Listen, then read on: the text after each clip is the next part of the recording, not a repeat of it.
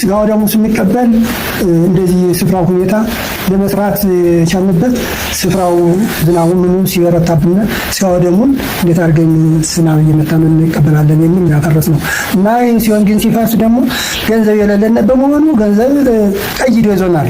ቀይዶ ያዘነ ችግሩ ነው። ግን ዝሮ መሬት ቢሆን ሽጠን እናሰራለን ብሎ በድፍረት የገባው ወጣቱም ሆነ ሽማግሌው የመከረው ይሄ ነው። አሁንም ገንዘብ ብትረዱን አሁንም እየዞርን እንለምናለን እያለ እየተሳመነ ያለን አሁንም እናንተን እየለመነ ነው። አሁን ብትረዱን ነው። እርግጥ በ37 ነው የተወለድኩት 82 ዓመቱ ነው ያለ እና ግን እኔ ጋር የነበሩት ጓደኞቼ እንኳን ያለፉት በለጡኝ ጓደኞቼ ሁሉ አልቀዋል። ብቻዬን ቀርቻለሁ። ግን ዝሮ እያዘንኩ ያለሁት እንደዚህ በችግር ሲሆን ነው። አሁንም በ82 ዓመቴ ምን ይቀደስበትና ምን ጎደስበት በተሻም ችግረኛ ሲሆን እያዘንኩኝ እየተቀበልኩ ሞት ድረስ ቆርቆሮ እያፈሰሰብኝ ሲሆን 500 ቆርቆሮ ይጠይቃል። እስከ 500 ቆርቆሮ ብትረዱን አባቶቻችን ወገኖቻችን።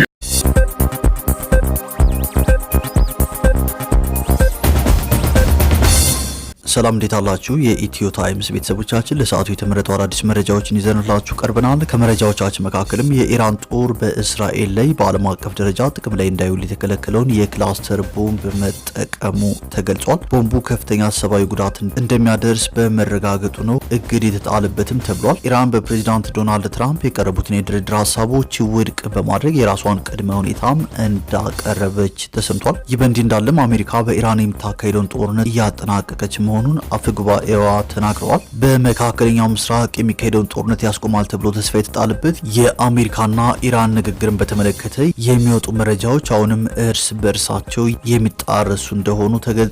ሙሉ መረጃውን በዜናችን በዝርዝር እናስደምጣችኋለን። ከዚህ መረጃ በተጨማሪ የፌዴራል ፖሊስ ሀገሪቱን እያነጋገረ ባለውና የበርካታ ዜጎችን ሀብት ባወደመው የፊንቴክ ኢንቨስትመንት የኤሌክትሪክ መኪና ሽያጭ ማጭበርበር ወንጀል የተጠረጠሩ ታዋቂ አርቲስቶችንና የማህበራዊ ሚዲያ ተጽዕኖ ፈጣሪዎችን በቁጥጥር ስር አውሎ ምርመራ እንደጀመረ መገለጹ፣ ኢትዮጵያና ሱዳን በሚዋሰኑበት ድንበር ባለፉት 3 ቀናት ከባድ ውጊያ እንደተቀሰቀሰ መሰማቱ፣ የአፍሪካ ህብረት ኮሚሽን ሊቀመንበር መሐሙድ የሱፍ የቀድሞውን የታንዛኒያ ፕሬዝዳንት ጃካያ ኪዌቴን የአፍሪካ ቀንድና ቀይ ባህር ቀጠና ከፍተኛ ተወካያቸው አድርገው መሾማቸውን፣ በትግራይ ክልል በሚገኙ የተፈናቃይ መጠለያ ጣቢያዎች ከ1300 በላይ ሰዎች በረሃብ እንደሞቱ አንድ የክልሉ ባለስልጣን መግለጻቸውን፣ በሰልፍ እጅ እናሰጣቸዋለን በማይነቃነቅ አለት ላይ ተመስርተናል ማንም እንዳሻው ቢወጣ ቢወርድ አይነቀንቀንም ሲሉ ጠቅላይ ሚኒስትር ዶክተር አብይ አህመድ መልእክት ማስተላለፋቸውን፣ የአማራ ፋኖ ብሔራዊ ንቅናቄ በምርጫ ተሳትፎ ላይ ማስጠንቀቂያ ከሰጠ ከአንድ ሳምንት በኋላ የኦሮሞ ነጻነት ግንባር የኦሮሞ ነጻነት ሰራዊት መጪውን ሀገራዊ ምርጫ ተአማኝነት የሌለው ሲል ውድቅ እንዳደረገው መሰማቱ፣ እንዲሁም ገዢው ፓርቲ የኢዜማ መሪና ምክትላቸው ለፓርላማ በሚወዳደሩባቸው የምርጫ ክልሎች እጩ ተወዳዳሪዎችን ሳያቀርብ እንደቀረ መገለጹና ሌሎችን በዝርዝር የምንመለከታቸው መረጃዎች ይዘንላችሁ ቀርበናል። ዝርዝር መረጃችንን ለማድመጥ ቻናላችንን ሰብስክራይብ በማድረግ የደወል ምልክቷን በመጫንና መረጃው ለብዙዎች እንዲዳረስ ላይክ በማድረግ እስከ መጨረሻው አብራችሁን ቆዩ። ፒያሳ ኖርሸገር ፕሮፐርቲስ 1 ሚሊዮን ቅናሽ የተደረገባቸውን ሱቆች በ2.6 ሚሊዮን ብር ብቻ የማይደገም እድል ይዞልን ብቅ ብለዋል። አስቀድሞ ለማስረከብ ታትሮ የሚሰራው ኖርሸገር ፕሮፐርቲስ በዚህ ታሪካዊ ስፍራ ላይ ትልቁና ዘመናዊ የገበያ ማዕከል እየገነባ ይገኛል። ከ20 እስከ 145 ካሬ አማራጭ ያላቸውን ሱቆች ከ3.6 ሚሊዮን ብር ሙሉ ክፍያና ከ914 ሺህ ብር ቅድመ ክፍያ ጀምሮ በመሸጥ ላይ እንገኛለን። 100% ለሚከፍሉ ደንበኞቻችን ከ1 ሚሊዮን እስከ 2 ሚሊዮን 300 ሺህ ብር የሚደርስ ቅናሽ አድርገን ከ2.6 ሚሊዮን ብር አጠቃላይ ክፍያ ጀምሮ የሱቅ ባለቤት እያደረግን ነው። ይህ እድል አምልጦት እንዳይቆጩ እንላለን። ለበለጠ መረጃ እንዲሁም ሳይትና ቢሮ ለመጎብኘት በ0912 14 14 64 እና በ0939 65 65 65 ይደውሉ።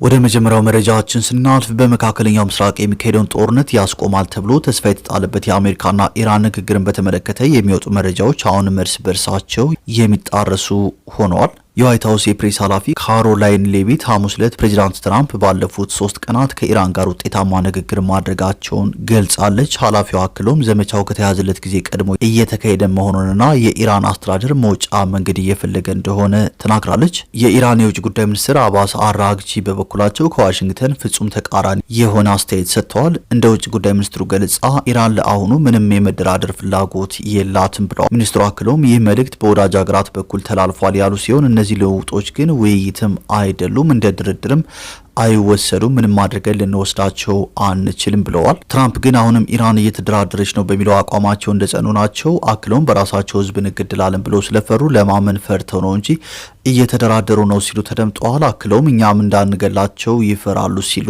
ተናግረዋል። ሌላው አሜሪካ ጦርነት እንዲያበቃ በሚል ያቀረበችው ባለ 15 ምክረ ሀሳብ ራሱን የቻለ አወዛጋቢ ሆኗል። ረቡዕ ዕለት ኢራን 15 ነጥቦችን የያዘ ምክረ ሀሳብ ከአሜሪካ እንደደረሳት ተገልጾ ነበር። የኢራኑ ፕሬስ ቲቪ የአገሪቱ ከፍተኛ የፖለቲካና ጸጥታ ባለስልጣን ጠቅሶ ጦርነቱን ለማስቆም አገሪቱ የራሷ ቅድመ ሁኔታ እንዳላት ዘግቧል። ይህም ጦርነቱ ላደረሰው ውድመትና የገንዘብ ካሳ ክፍያ የሚጨምር ባለ 5 ነጥብ ቅድመ ሁኔታ ነው። ከዚህም በተጨማሪ ጦርነቱን በሁሉም ግንባሮች ማቆምም ተካቶበታል። ይህ በእንዲህ እንዳለ በመካከለኛው ምስራቅ የሚካሄደው ጦርነት እንደቀጠለ ሲሆን ኢራን አደረሰችው የተባለ የሚሳኤል ጥቃትን ተከትሎ ከእስራኤል የኃይል ማመንጫ ጣቢያ ጭስ ሲወጣ ታይቷል። እስራኤል በበኩሏ በቴሄራን የምታደርገውን ድብደባ ቀጥላለች። የአሜሪካ የሕዝብ ተወካዮች ምክር ቤት አፈ ጉባኤ ማይክ ጆንሰን ሀገራቸው ከኢራን ጋር የምታካሄደውን ጦርነት እያጠናቀቀች ነው ሲሉም ተናግረዋል።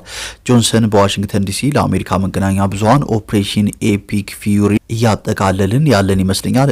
እኔ ማስበው ይህንኑ ነው። እኔ እንደማስበው በአጭር ትዕዛዝ ይከናወናል እና ይህ በታቀደለት ጊዜ የሚከናወን ይሆናል ሲሉ ተናግረዋል። አፈ ጉባኤው ይህንን ያሉት ፕሬዚዳንት ዶናልድ ትራምፕ አስተዳደራቸው ስምምነት ላይ መድረስ ትፈልጋለች ካሏት ኢራን ባለስልጣናት መካከል ከሚመለከተው ሰው ጋር እየተነጋገረ እንደሆነ ከተናገሩ በኋላ ነው። ኢራን አሜሪካ ያቀረበችውን የሰላም እቅድ ከልክ ያለፉ ናቸው በማለትም ውድቅ አድርጋለች። የአሜሪካ መከላከያ ሚኒስቴር ፔንታገን ወደ መካከለኛው ምስራቅ የእግረኛና የአየር ወለድ አባላት የተካተቱበት ጦር እንደላኩም ተረጋግጧል። ኢራን በበኩሏ በትራምፕ የቀረቡትን የድርድር ሀሳቦች ውድቅ በማድረግ የራሷን ቅድመ ሁኔታዎች አቅርባለች። የኢራን መንግስት በፕሬዚዳንት ዶናልድ ትራምፕ በኩል የቀረበው የድርድር እቅድን ውድቅ ማድረጓን የአገሪቱ መገናኛ ብዙሃን አመልክተዋል። የኢራን መንግስት የቴሌቪዥን ጣቢያ የሆነው ፕሬስ ቲቪ የአገሪቱን ከፍተኛ የፖለቲካና የደህንነት ባለስልጣናትን ጠቅሶ እንደዘገበው እየተካሄደ ያለውን ጦርነት ለማስቆም በማለም በአሜሪካ በኩል የቀረበውን ሀሳብ ኢራን ውድቅ አድርገዋለች። የቴሌቪዥን ጣቢያው የባለስልጣኑን ስምና የስራ ኃላፊነት ሳይጠቅስ እንደዘገበው ኢራን ጦርነቱን የምታበቃው ራሷ ስትወስንና የራሷ ቅድመ ሁኔታዎች ሲሟሉ ነው ሲሉ ባለስልጣኑ መናገራቸውን አመልክቷል። የኢራን ባለስልጣናት እስካሁን ድርድር አለመጀመሩን እንዲሁም ጦርነቱ የሚቆም ከሆነ የተኩስ አቁም ሳይሆን ሙሉ ለሙሉ መሆን እንዳለበት በተደጋጋሚ ሲናገሩ ቆይተዋል። የኢራን መንግስት ቴሌቪዥን ፕሬስ ቲቪ እንዳመለከተው ባለስልጣኑ ኢራን መሟላት አለበት ያለቻቸውን የሚከተሉትን ቅድመ ሁኔታዎች ገልጸዋል። እነዚህም በጠላት የሚፈጸመው ወረራና ግድያ ሙሉ ለሙሉ መቆም፣ ጦርነቱ በድጋሚ በኢራን ላይ እንደማይከፈት የሚያረጋግጥ አስተማማኝ ሁኔታ መፍጠር፣ የተረጋገጠና በግልጽ የሚታወቅ በጦርነቱ ለደረሰው ጉዳትና ካሳ መክፈል፣ በቀጠናው ባሉ ቡድኖች ላይ የተከፈቱት ሁሉም ጦርነቶች እንዲቆሙ ማድረግ፣ እንዲሁም ኢራን በሆርሙዝ ወሽመጥ ላይ ያላትን መብትና ሉዓላዊነት ዓለም አቀፍ እውቅና መስጠት የሚሉ ናቸው። ፕሬዚዳንት ትራምፕ በኢራን በኩል ከቀረቡት ቅድመ ሁኔታዎች በአብዛኛው ተቃራኒ የሆኑ ባለ 15 ነጥብ የድርድር እቅድ ማቅረባቸው የተነገረ ሲሆን የኢራን ባለስልጣናት ግን ነጥቦቹ ከልክ ያለፉ ናቸው በማለት መቃወማቸውን ፕሬስ ቲቪ ዘግቧል። ፕሬዚዳንት ትራምፕ 15 ነጥቦችን የያዘ እቅድ ለኢራን ቢልኩም ኢራን በበኩሏ ጦርነቱ የሚያበቃው ራሴ ስወስንና የራሴ ቅድመ ሁኔታዎች ሲሟሉ ብቻ ነው የሚል ምላሽ ሰጥታለች። ይህ በእንዲህ እንዳለም ኢራን የተከለከለ ቦምብ መጠቀም ጀምራለች። የኢራን ጦር በእስራኤል ላይ በዓለም አቀፍ ደረጃ ጥቅም ላይ እንዳይውል የተከለከለውን የክላስተር ቦምብ መጠቀሙ ተገልጿል። ቦምቡ ከፍተኛ ሰብአዊ ጉዳት እንደሚያደርስ በመረጋገጡ እግድ እንደተጣለበትም መረጃዎች ወጥተዋል።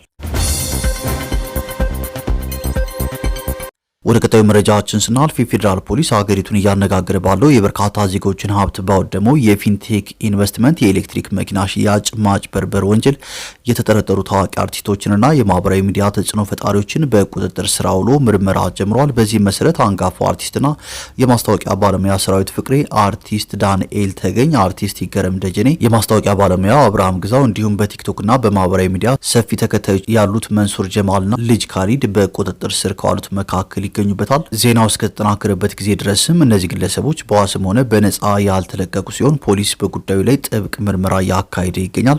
የእነዚህ ታዋቂ ሰዎች መታሰር ዋነኛ ምክንያትም ከተጠርጣሪው አጭበርባሪ ድርጅት ጋር በመተባበርና ማስታወቂያ በመስራት የህዝብን አመኔታ አላግባብ በመጠቀማቸው ነው ተብሏል። ድርጅቱ የቢዋይዲ ሲገል የኤሌክትሪክ መኪናዎችን በ950 ሺህ ብር ቅድመ ክፍያ በ3 ወር ውስጥ አስረክባሉ በማለት ከ450 በላይ ከሚሆኑ ዜጎች ወደ 600 ሚሊዮን ብር ገደማ ሰብስቦ በመሰወሩ ህብረተሰቡ ላይ ከፍተኛ የኢኮኖሚና የስነ ልቦና ቀውስ ፈጥሯል። ዜጎች ገንዘባቸውን ያወጡት የድርጅቱን ህጋዊነት አረጋግጠው ሳይሆን በቴሌቪዥንና በማህበራዊ ሚዲያ የሚያውቋቸውንና የሚያከብሯቸውን እነዚህን አርቲስቶች አምነው በመሆኑ የተፈጸመው ማጭበርበር የሞራል ውድቀቱንም የከፋ አድርጎታል። አሁን ላይ ጥሪታቸውን የተነጠቁትና ለወራት የተጉላሉት ደንበኞች ፍትህ ፍለጋና መፍትሄ በመሻት በመንግስት መስሪያ ቤቶች ደጃፍ ሰልፍ ወጥተው አቤቱታቸውን እያሰቡ ይገኛሉ።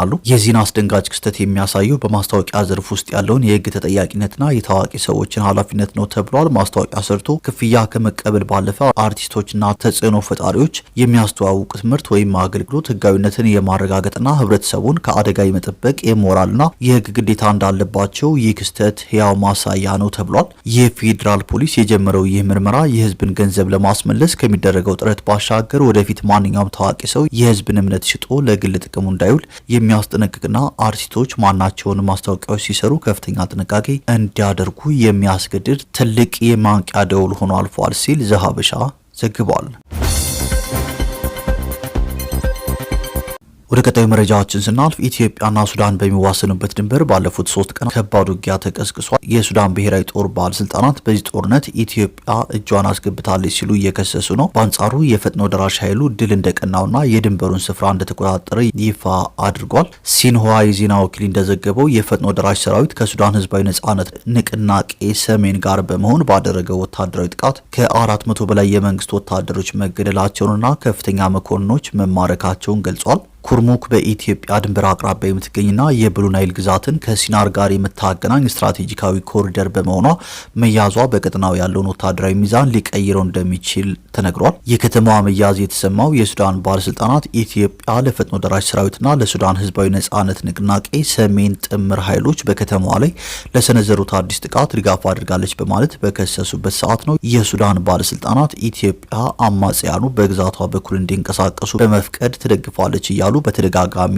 የሚከሱ ሲሆን የጦር ተሽከርካሪዎች ከአሶሳ ተነስተው ወደ ድንበር አካባቢዎች መጓዛቸውን የሱዳን ትሪቢዩን ዘገባ አመልክቷል። አዲስ አበባ ለእነዚህ ከህዳር ወር 2018 ዓ.ም ጀምሮ ለሚቀርቡ ተደጋጋሚ ክሶች እስካሁን ይፋዊ ምላሽ አልሰጠችም። በኩርሙክ ዙሪያ በተደረገው የሰሞኑ ውጊያ የፈጥኖ ደራሽ ሰራዊትና የሱዳን ህዝባዊ ነጻነት ንቅናቄ ሰሜን ጥምር ኃይሎች ከከተማዋ 20 ኪሎ ሜትር ርቀት ላይ በምትገኘው ጁሩት አቅራቢያ የሱዳን ጦር ክፍሎችን እንደደመሰሱ ጨምረውም ገልጸዋል።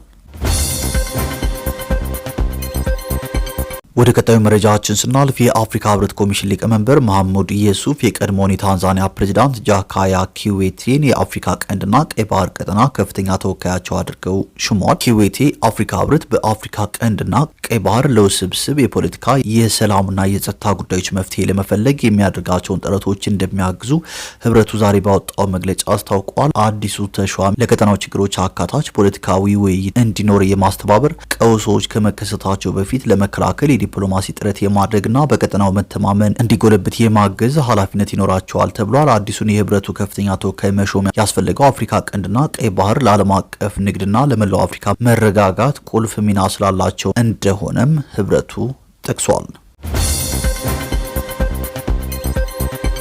ወደ ቀጣዩ መረጃችን ስናልፍ በትግራይ ክልል በሚገኙ የተፈናቃይ መጠለያ ጣቢያዎች ከ1300 በላይ ሰዎች በረሃብ መሞታቸውን አንድ የክልሉ ባለስልጣን ገልጸዋል። በትግራይ ማህበራዊ ጉዳይ ቢሮ ዳይሬክተር የሆኑት አቶ ገብረስላሴ ታረቀ የሰብአዊ ድጋፍ አቅርቦት እየቀነሰ በመምጣቱ ሁኔታው ይበልጥ አሳሳቢ የሆነ መጥቷል ሲሉ አስጠንቅቀዋል። ሁኔታው እየባሰ ነው ያሉት ዳይሬክተሩ ከፌዴራል መንግስትም ሆነ ከዓለም አቀፍ የእርዳታ ድርጅቶች የሚቀርበው ድጋፍ መቀነሱን ጠቁመዋል። በከፍተኛ ሁኔታ ከተጎዱት ጣቢያዎች አንዱ 150 ሺህ ልማት ሰዎችን እንደሚያስተናግድና ሌሎችም ለከፋ አደጋ ተጋልጠው እንደሚገኙ አክለዋል። ይህ አስከፊ ሁኔታ የተከሰተው በሰሜን ኢትዮጵያ ዳግም ውጥረት በነገሰበት ወቅት ነው። የፌዴራል ባለስልጣናት ህወሓትን ከኤርትራ ጋር ግንኙነት አለው በሚል መክሰሳቸውና በሁለቱ ሀገራት ድንበር ላይ ወታደሮች መከማቸታቸው ሌላው ስጋት ሆኗል። ይህ በእንዲህ እንዳለም በትግራይ ክልል መምህራንና ተማሪዎች የፌዴራል መንግስት የደሞዝ እገዳን በመቃወም ሰላማዊ ሰልፍ ማካሄዳቸውንና ዓለም አቀፍ ግፊት እንዲደረግ መጠየቃቸውን አዲስ ስታንዳርድ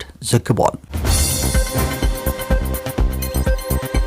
ወደ ቀጣዩ መረጃችን ስናልፍ ገዢው ፓርቲ የኢዜማ መሪና ምክትላቸው ለፓርላማ በሚወዳደሩባቸው የምርጫ ክልሎች እጩ ተወዳዳሪዎችን ሳያቀርብ ቀርቷል። የአዲስ አበባ ከተማ ካሉት 23 የህዝብ ተወካዮች ምክር ቤት መቀመጫዎች መካከል ገዢው ብልጽግና ፓርቲ በ3 የምርጫ ክልሎች እጩ ተወዳዳሪዎችን ሳያቀርብ ቀርቷል። ብልጽግና ፓርቲ እጩዎችን ካላቀረበባቸው የምርጫ ክልሎች ሁለቱ የኢትዮጵያ ዜጎች ለማህበራዊ ፍትህ ኢዜማ መሪና ምክትላቸው የሚወዳደሩባቸው ናቸው። ብልጽግና ፓርቲ በመጪው ግንቦት 24 2018 ዓ.ም በሚካሄደው ጠቅላላ ምርጫ አዲስ አበባን በመወከል ለህዝብ ተወካዮች ምክር ቤትና ለከተማዋ ምክር ቤት የሚወዳደሩ እጩዎችን የማስተዋወቂያ መድረክ ያካሄደው ከአንድ ሳምንት በፊት መጋቢት 3 ቀን 2018 ዓ.ም ነበር። በከተማ ደረጃ ከተካሄደው ከዚህ መድረክ በኋላ የፓርቲው እጩዎች የሚወዳደሩባቸው ክፍለ ከተሞች በመገኘት በተመሳሳይ መርሃ ግብሮች ሲሳተፉ ቆይተዋል። ገዢው ፓርቲ ለዘንድሮ ምርጫ የአዲስ አበባ የፓርላማ መቀመጫ ካቀረባቸው 20 እጩዎች መካከል 16ቱ በስድስተኛው ዙር ምርጫ የተወካዮች ምክር ቤት አባል ያልነበሩ መሆናቸውን ኢትዮጵያ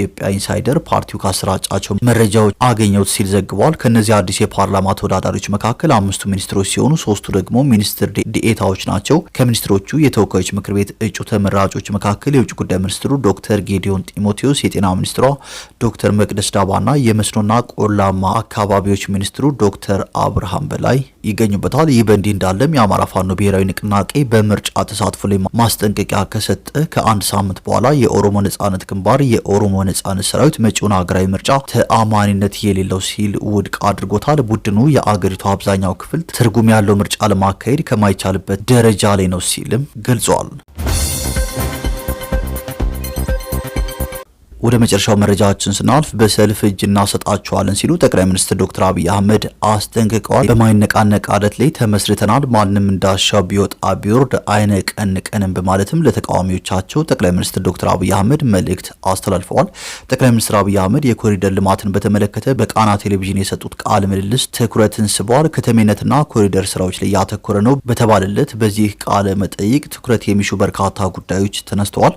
ተቃዋሚዎቻቸውን በሰልፍ እጅ እንደሚያ ሰጧቸው ሲናገሩም ተደምጠዋል። በውስጥም ይሁን በውጭ ያሉ ተቃዋሚዎች በቀጣይ 2 እና 3 ዓመታት በሰልፍ እጅ ይሰጡናል ሲሉም ተናግረዋል። ያለ ጥርጥር በሰልፍ እጅ ይሰጣሉ የተባሉት ተቃዋሚዎች ከመንግስት ጋር የሚታረቁት ይቅርታ ጭምር ጠይቀው እንደሚሆንም ተናግረዋል። የአገር ውስጥ ተቃዋሚዎች በጊዜ ሂደት ገብቷቸው በሰልፍ እጅ ይሰጡናል ያሉ ሲሆን ዲያስፖራው ተቃዋሚም ይቅርታ ጠይቆ ይገባል ሲሉ ተናግረዋል። ሌላው ጠቅላይ ሚኒስትሩ በዚሁ ቃለ መጠይቃቸው ያነሱት ጉዳይ በኮሪደር ልማቱ ዙሪያ ስለሚነሱ ክሶች ነው። ዓለም አቀፍ የመብት ተቆርቋሪ ድርጅቶች ከዚህ ቀደም ባወጧቸው የምርመራ ሪፖርቶች በአዲስ አበባ የኮሪደር ልማት በርካታ ዜጎች መፈናቀላቸውን አስታውቆ ነበር። ለዚህ ክስ ምላሽ የሰጡት አብይ ክሱን ውሸት ነው በማለት አጣጥለውታል። የአዲስ አበባ የኮሪደር ልማት ዓላማ ሰው ማፈናቀል አይደለም፣ ኮሪደሩ ችግር የለበትም ብዬ ባልመጻደቅም ዝም ብሎ ሰው እያነሱ ይመጣል ነገር አይደለም ሲሉ አስተባብለዋል። በኮሪደር ልማቱ ላይ አቃቂር ያወጣሉ ያሏቸው አካላትም አዲስ አበባ ያልመጡ ባሉበት ሆነው ስለኛ መፈናቀልና ስለኛ ሰላም ማጣት የሚናገሩ ናቸው ሲሉ ተናግረዋል። እነዚሁ ተቃዋሚዎች መንግስት አብቅቶለታል እያሉ ይዘባበታሉ ሲሉም ከሰዋል። እመነኝ ነገ እያንዳንዱ ይቅርታ ጠይቆ ይመጣል እያሉም ሲሆን ብዙ ተምረናል፣ ብዙ ወዳጅ አፍርተናል፣ በቀላሉ አንወድቅም የሚል መልእክትም አስተላልፈዋል። ጠቅላይ ሚኒስትር ዶክተር አብይ አህመድ አክለውም የውስጡም የውጩም እጅ እየሰጠ ያልፋል ሲሉ ተናግረዋል።